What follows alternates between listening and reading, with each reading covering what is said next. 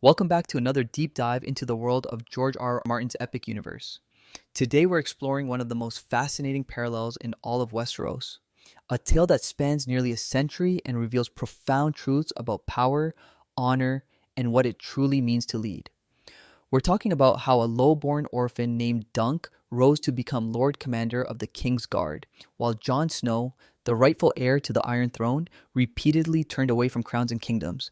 This is the story of two men who never sought power but earned it anyway, and what their journeys tell us about leadership in the brutal world of the Seven Kingdoms. Let's start with something remarkable.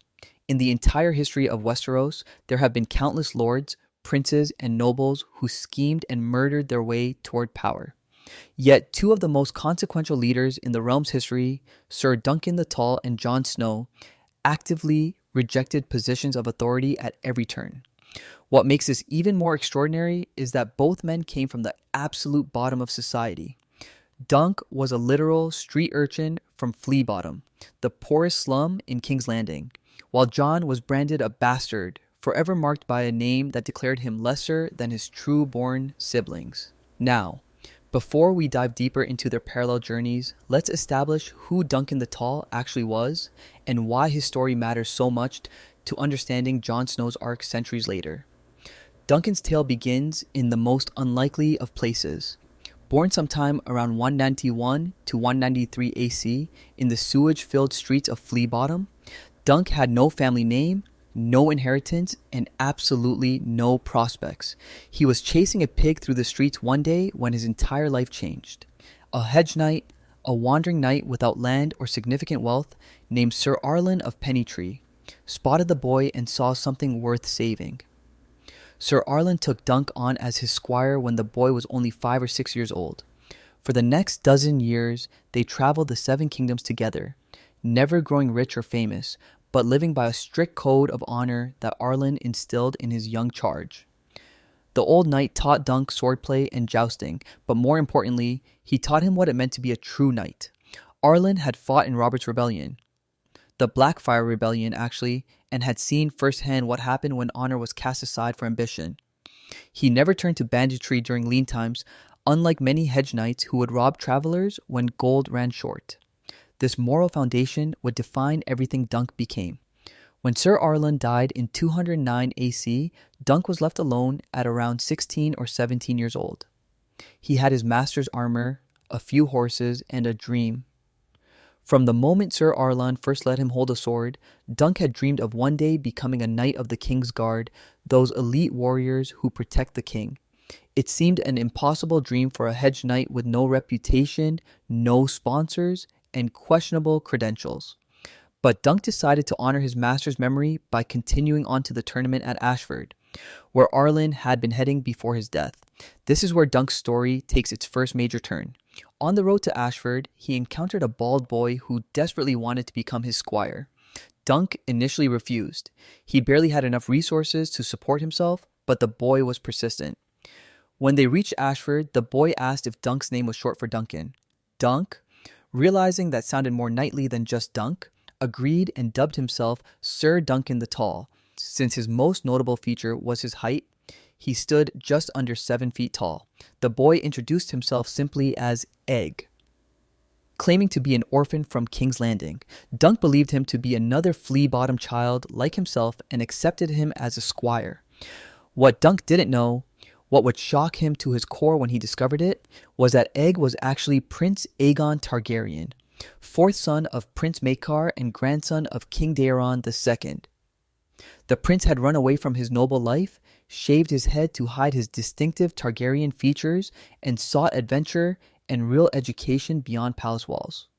It was a deception born not of malice, but of a young prince's desire to understand the world his family ruled. The tournament at Ashford became the defining moment of Dunk's early career. When he tried to register for the tournament, the steward was skeptical of his credentials. Dunk claimed that Sir Arlen had knighted him before dying. Though various hints throughout the story suggest this might not be entirely true, that perhaps Dunk knighted himself to honor his master's memory. Unable to find anyone to vouch for him, Dunk returned the next day and accidentally interrupted Princes Baelor and Maekar Targaryen, who were dealing with some missing princes. After Dunk explained his situation, Prince Baelor, who had once jousted against Sir Arlan, vouched for Duncan and allowed him to enter the tournament. But before Dunk could compete, he witnessed Prince Aerion Targaryen, one of Egg's older brothers, brutally assault a puppeteer girl named Tencel. Aerion was drunk and cruel, and when he saw Tencel performing a puppet show that mocked the Targaryens, he attacked her viciously.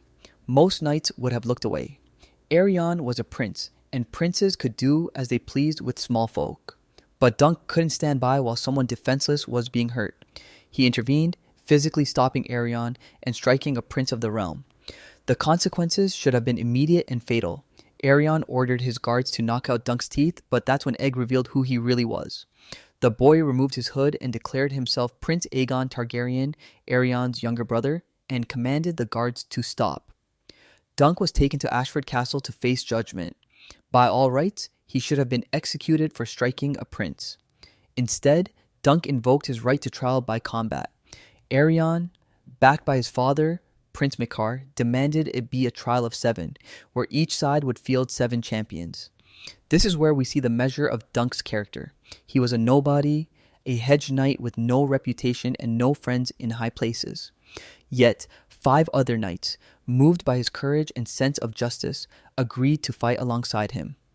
Prince Baelor himself, the heir to the Iron Throne, joined Dunk's side, as did other respected knights who believed Dunk had done the right thing. The trial of 7 was brutal. Prince Baelor died in the combat, struck down by his own brother Maekar accidentally during the chaos. It was a tragedy that would haunt Maekar for the rest of his life, but Dunk and his champions won. After the trial, something extraordinary happened. Prince Maekar, grieving his brother's death but recognizing that his son Aegon needed guidance, approached Dunk with a proposition. He wanted Dunk to take Egg to Summerhall, the Targaryen palace, to continue his education. But Dunk suggested something radical, that perhaps Egg would learn more about the realm by traveling it as a hedge knight squire rather than being cloistered in palaces. Maekar, surprisingly, agreed, and so began the legendary partnership of Dunk and Egg, traveling the 7 kingdoms together for years, having adventures, resolving disputes, even helping to foil the Second Blackfyre Rebellion. Now, here's where the story accelerates toward its conclusion. 20 years pass, years chronicled in the Dunk and Egg novellas. During this time, Dunk and Egg developed one of the most important friendships in Westerosi history. They visited Dorne, nearly died at the hands of a mad lady, resolved a decades-long dispute between houses Osgrey and Weber in the Reach, traveled north to Winterfell, and fought together in numerous conflicts. Throughout it all, Dunk remained humble, never seeking glory or advancement, simply trying to do the right thing. Then came the twist of fate that changed everything. Egg's older brothers, who stood ahead of him in the line of succession, either died or were passed over for various reasons. Egg, the 4th son who was never supposed to rule, became King Aegon Targaryen, known to history as Aegon the Unlikely because his rise to the throne was so improbable. And when Egg took the Iron Throne, he didn't forget his old friend and protector. Dunk was named to the Kingsguard, that elite order he had dreamed of joining since he first held a sword as a child. But Dunk's rise didn't stop there. He proved himself repeatedly in service to King Aegon V. He became one of the heroes of the 4th Blackfyre Rebellion, using his strength, courage, and tactical mind to help secure the realm. Though Dunk was never the most technically skilled fighter, relying more on his size, strength, and street fighting experience from Flea Bottom than on formal training, he defeated numerous legendary opponents, including Lord Lionel Baratheon, one of the greatest fighters of his generation. Eventually, by 253 AC, Duncan the Tall was raised to Lord Commander of the Kingsguard, the highest military honor in the 7 kingdoms. Think about that journey for a moment. A child chasing a pig through streets filled with human waste, who couldn't name his own father, became the leader of the most elite warriors in Westeros. He commanded knights who came from the greatest houses, men who had been training with swords since they could walk, men with noble blood stretching back thousands of years. And they followed him not because of his birth or his wealth or his connections, but because he earned their respect through his actions and his character. Dunk's story ends tragically at Summerhall in 259 AC. In the event known as the Tragedy of Summerhall, King Aegon V, desperate to bring dragons back to the world, attempted a dangerous ritual. Something went catastrophically wrong, and Summerhall was consumed by fire. Dunk died trying to save others from the flames, dying alongside his king and Aegon's son, Duncan, Prince of Dragonflies, who had been named after him. Even in death, Dunk was trying to protect people, staying true to his nature until the very end. On the night of that terrible fire, Princess Rhaella gave birth to a son, Prince Rhaegar Targaryen, creating one of those strange connections that ripple through history. Now, let's jump forward nearly a century to examine Jon Snow's parallel journey. Jon was born Aegon Targaryen, son of Prince Rhaegar Targaryen and Lyanna Stark, making him the rightful heir to the Iron Throne. But to protect him from King Robert Baratheon, who had overthrown the Targaryens and would have killed any potential claimants to the throne, Ned Stark claimed Jon as his bastard son. Jon grew up at Winterfell, forever marked by the surname Snow, the name given to bastards in the north. Like Dunk, he knew what it meant to be looked down upon, to be considered lesser because of circumstances beyond his control. Jon's journey to the Wall mirrors Dunk's decision to become a hedge knight. Both chose a path that removed them from the Game of Thrones entirely. Jon joined the Night's Watch, taking sacred vows that meant he would never marry, never have children, never hold lands or titles. It was supposed to be the end of any claim to power. He thought he was walking away from everything, choosing duty and honor over ambition. Sound familiar? That's exactly what Dunk did when he chose to remain a hedge knight rather than seek service with a great lord. When Jon arrived at Castle Black, he was initially contemptuous of his fellow recruits. He had been raised as a lord's son, even if a bastard one, and had received training that most of these criminals and outcasts never had. But Jon learned, just as Dunk learned, that true nobility has nothing to do with birth. He was persuaded by Tyrion Lannister to put aside his prejudices and help train the other recruits. He befriended Samwell Tarly, an overweight, fearful young man who seemed completely unsuited for the Night's Watch. But Jon saw Sam's intelligence and his good heart, and he protected him, exactly as Dunk would have done. Leadership found Jon the same way it found Dunk, not through seeking, but through doing what was right. When a white attacked Castle Black and Jon saved Lord Commander Jorah Mormont, he was given Longclaw, the ancestral Valyrian steel sword of House Mormont, with a wolf's head pommel custom made for him. When the wildlings attacked the Castle Black and the acting commander hid in fear, Jon took charge because someone had to. He didn't want the responsibility, but he couldn't stand by while his brothers died. Then came Jon's election as Lord Commander of the Night's Watch at a remarkably young age. He didn't campaign for the position. In fact, Sam had to orchestrate the votes because Jon would never have promoted himself. Once in command, Jon made the hardest decision of his life. He allowed the wildlings, the ancient enemies of the Night's Watch, to pass through the wall to escape the White Walkers. He knew it was necessary for the survival of humanity, but many of his brothers saw it as betrayal. They stabbed him to death, murdered him for doing what he believed was right. But Jon came back, resurrected by the Red Priestess Melisandre through the power of the Lord of Light. His death released him from his Night's Watch vows. The vows say, "Until my death," and Jon had technically fulfilled that obligation. He was free to leave, to pursue anything he wanted. Instead, he chose to retake Winterfell from the Boltons with his half-sister Sansa, to restore House Stark and protect the North from the coming long night. After the Battle of the Bastards, where Jon defeated Ramsay Bolton in brutal combat, something happened that Jon never expected and actively didn't want. The Lords of the North proclaimed him king in the North. They didn't care that he was a bastard. They had seen his courage, his leadership, his willingness to sacrifice everything for them. They crowned him their king, and Jon, like Dunk accepting Prince Baelor's vouching at Ashford, accepted because duty demanded it, not because he desired power. But watch what Jon does next, and this is crucial to understanding how his story parallels and diverges from Dunk's.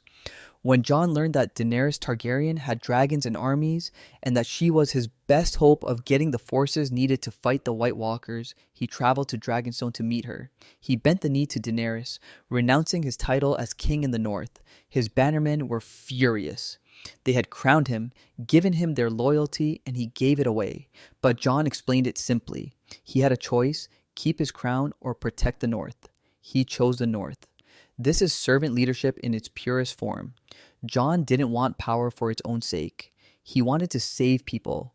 The crown was just a tool, and if giving up that tool meant getting the army and dragons needed to fight the real threat, then the crown meant nothing. This is the same mindset Dunk displayed throughout his life, doing what was right regardless of the personal cost. Then came the revelation that changed everything. Sam Tarly and Bran Stark discovered the truth about Jon's parentage. He wasn't Ned Stark's bastard at all.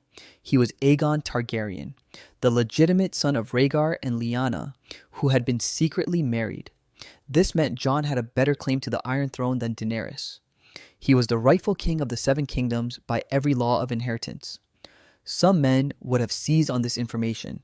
They would have pressed their claim, gathered supporters, and fought for what was legally theirs. Jon's reaction? I don't want it. He told this to everyone who suggested he should take the throne. He told it to Varys. He told it to Daenerys herself. He didn't want to be king of anything. He had never wanted it. Even being king in the north had been a burden he accepted reluctantly.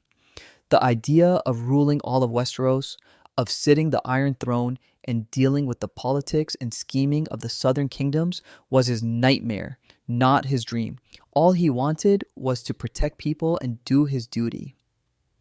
This brings us to the most tragic and defining moment of Jon's story.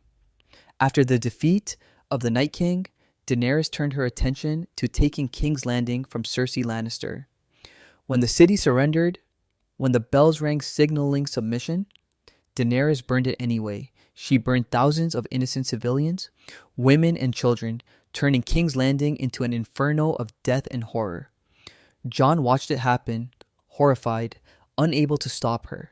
In the aftermath, Daenerys showed no remorse. She believed she had done what was necessary, that she was freeing the world from tyranny. She told Jon that they would build a new world together, a better world, and that he would rule at her side. She was offering him everything: power, love, a throne, a kingdom. All he had to do was accept that the mass murder he had witnessed was justified. Jon couldn't do it. In one of the most heartbreaking scenes in television history, he kissed Daenerys, told her she would always be his queen, and stabbed her through the heart. He killed the woman he loved to prevent her from destroying more cities, from burning more innocents. It was the ultimate expression of choosing duty over desire, of sacrificing his own happiness for the greater good. After Daenerys' death, the great lords of Westeros gathered to decide the future of the realm. Jon Snow, the rightful heir to the Iron Throne by blood, the man who had saved the world from the Night King and stopped a tyrant from destroying it, was not even considered for the crown.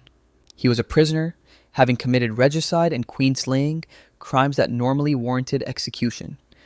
But executing Jon would have started a war. The Unsullied and Dothraki wanted justice for Daenerys. The North wanted their hero protected, so a compromise was reached. Jon would take the black again, returning to the Night's Watch as punishment for his crime. He would never marry, never have children, never inherit anything. He would spend the rest of his life in exile at the Wall, far from his family, far from anyone he loved. For most men, this would have been a terrible fate. But for Jon, listen to what actor Kit Harington said about the ending. I loved it. When I read it, that bit really made me cry. Instead of being chained and sent to the wall, it felt like he was set free. It was a really sweet ending. Because Jon never wanted the crown. He never wanted power or glory or recognition. What he wanted was to do the right thing and be free from the burden of leadership.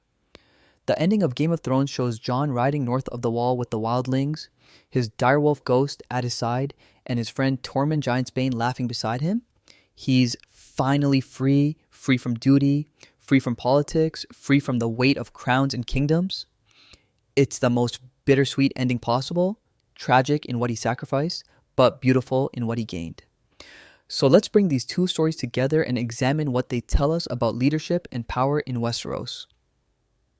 Both Dunk and John came from nothing. Both were marked by society as lesser, unworthy outsiders. Both dreamed of serving something greater than themselves. Dunk the Kingsguard, John the Night's Watch. Both found themselves thrust into leadership positions they never sought, and both proved to be exceptional leaders precisely because they never wanted power for its own sake. The key difference is how their stories ended. Dunk embraced his role as Lord Commander, staying in that position until his death. He found a way to serve and lead while maintaining his honor and principles. He never became corrupted by power because he never saw it as power, only as responsibility. John, on the other hand, was forced again and again to give up positions of leadership and eventually chose exile over acceptance of the one crown he was legally entitled to claim. But here's a deeper truth that both stories reveal. The best leaders are often those who don't want to lead. Tyrion said it explicitly in the Game of Thrones finale. What unites people? Armies, gold, flags, stories. There's nothing in the world more powerful than a good story. And who has a better story than Bran the Broken? But before that, both he and Varys discussed Jon, and they agreed on something important. Maybe the best kings are those who don't want to rule, because they won't be corrupted by power. Dunk and Jon both embodied this principle. They led not because they craved authority, but because they couldn't stand by while others suffered. They made decisions based on what was right, not what was politically advantageous. They sacrificed their own desires, their own safety, their own happiness for the sake of others. This is servant leadership at its finest. The idea that a leader exists to serve their people, not to use their people to serve themselves. Consider the parallels in their key decisions.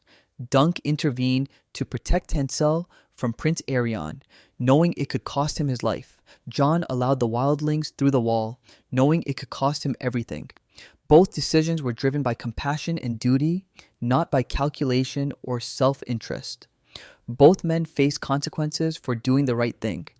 Dunk faced a trial by combat. Jon was murdered by his own brothers. Yet neither regretted their choices because both knew, deep in their souls, that choosing the safe path, the politically smart path, would have made them complicit in injustice. Their relationships with their royal companions also mirror each other beautifully. Dunk traveled with Egg for years before Egg became king, developing a friendship based on mutual respect and shared experiences. Jon traveled with Daenerys, fighting alongside her, falling in love with her, believing in her vision of breaking the wheel and creating a better world. But when Egg became king, their friendship strengthened the realm. When Daenerys became a conqueror, Jon had to kill her to save the realm. It's a tragic inversion of the Dunk and Egg story, showing how even the best intentions can lead to horrifying outcomes. The tragic irony of Jon's story is that he was literally named after Duncan the Tall's companion, Aegon, the boy who became Aegon the Unlikely, the king who tried to bring dragons back and died in the attempt at Summerhall. Jon, also named Aegon, was born on the night of that tragedy as if he was meant to complete some cosmic cycle. And like his ancestor, Jon's story involves dragons, though in his case, he helped defeat one tyrant with dragons and then had to stop another from using dragons to conquer the world. There's also the matter of their personal arms and symbols. Dunk's personal sigil was a green shooting star above an elm tree on sunset, representing the night he and Egg first camped together, when Dunk saw a falling star and took it as a lucky sign. It's a humble, beautiful symbol, marking a moment of hope and new beginning. Jon never had personal arms because he was a bastard, but he was given Longclaw with its wolf's head pommel, connecting him to the dire wolves that symbolized House Stark. Both symbols represented their true identities, not the ones society tried to force on them. In the end, both men are remembered not for the positions they held, but for who they were. Dunk is remembered as the greatest Lord Commander of the Kingsguard, a man of honor who rose from nothing to become legendary. Old Nan tells stories about him to Bran Stark centuries later, preserving his memory in the oral tradition of Westeros. Jon is remembered as the king in the north who bent the knee to save his people, the man who killed the Night King, and yes, the man who killed the queen to prevent genocide. His story is complicated, controversial, painful, but ultimately about choosing the greater good over personal happiness. One final parallel deserves mention. Both Dunk and Jon are believed to have descendants who carry on their legacy. George R.R. Martin confirmed that Duncan the Tall has living descendants, and many fans believe Brienne of Tarth is one of them. She carries a shield with Duncan's original arms at her home of Evenfall Hall, and she embodies everything Dunk stood for: honor, compassion, protection of the weak. Jon, despite his Night's Watch vows, also has descendants in a way. His actions, his choices, his sacrifices shape the future of Westeros in ways that will echo through generations. So why did Duncan become Lord Commander while Jon rejected the crown? The answer is both simple and complex. Duncan lived in a different era, one where a good man could rise through the ranks and lead without being destroyed by the corruption around him. He had Aegon V, his friend and a good king, to serve. He had a clear purpose and a role he could fulfill while maintaining his integrity. Jon, on the other hand, lived in an age of chaos where every path to power was soaked in blood and betrayal. The crown itself was cursed, a symbol of everything wrong with Westeros. For Jon to be free, to truly be himself, he had to reject it entirely. Both men teach us the same lesson. True leadership isn't about wanting power. It's about being willing to shoulder responsibility for the sake of others. It's about making the hard choices, the ones that cost you everything, because they're the right choices. It's about putting duty above desire, compassion above calculation, and honor above ambition. In a world like Westeros, where the Game of Thrones turns good men into monsters, the only way to win is not to play, or to play by your own rules, even if it costs you everything. Duncan the Tall became Lord Commander because he found a way to serve with honor in a system that still had room for honorable men. Jon Snow rejected the crown because he understood that sometimes the only way to maintain your honor in a corrupt system is to walk away from it entirely. Both choices were acts of extraordinary courage. Both men deserve to be remembered as heroes. And both stories remind us that the measure of a leader isn't the power they accumulate, but the sacrifices they're willing to make for those they serve. Thank you so much for watching this deep dive into two of the most inspiring characters in George R.R. Martin's universe.